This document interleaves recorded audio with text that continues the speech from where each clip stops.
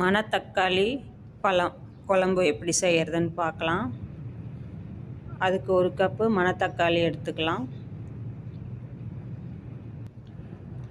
அடுப்பில் கடாயை வச்சு எண்ணெய் விட்டு பழத்தை போட்டு வதக்கி எடுத்துக்கலாம். எண்ணெயில் நல்லா பொன்னிறமாக வரந்தண்ணியும் வதக்கணும். இது மாதிரி வதங்கட்டுன்னு எடுத்து வச்சுக்கலாம். அடுத்த கடாயில் எண்ணெய் விட்டு 1/4 டீஸ்பூன் வெந்தயம், 1/2 டீஸ்பூன் கடுகு, சின்ன வெங்காயம் 1/2 கப்பு,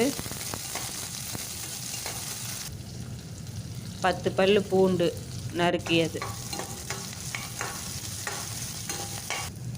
கருவேப்பிலை சேர்த்து இதெல்லாம் நல்லா பொன்னிறமாக வதங்கட்டுன்னு தக்காளி 3 தக்காளி மிக்ஸி ஜாரில் வச்சு அரைச்சி எடுத்துக்கலாம். அதை கலந்து விட்டுக்கலாம். ஊற்றி அது நல்லா வதங்கட்டுன்னு மிளகாய்த்தூள் 1 டீஸ்பூன், மல்லித்தூள் 2 டீஸ்பூன், மஞ்சள் தூள் 1/4 டீஸ்பூன், குழம்பு மிளகாய்த்தூள் 1 டீஸ்பூன், தேவையான அளவு உப்பு இதெல்லாம் போட்டு நல்லா வதங்கட்டுன்னு புளி கரைசல் சிறிதளவு ஊற்றிக்கலாம். ஊற்றி நல்லா கொதிக்க விடணும். எண்ணெய் பிரிஞ்சு வர வரலும் நல்லா கொதிக்கணும்.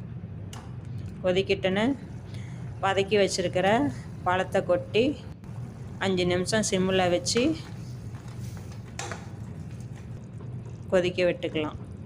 இது மாதிரி கொதிக்கிட்டுன்னு கருவேப்பிலந்தழை தூவி அடுப்பை ஆஃப் பண்ணிடலாம். இப்போ சுவையான மணக்க மணத்தக்காளி குழம்பு ரெடி ஆயிடுச்சு. இது சாதம், சப்பாத்தி, இட்லி, தோசை எதுக்கு வேணாலும் சாப்பிட்டுக்கலாம். நல்லாயிருக்கும்.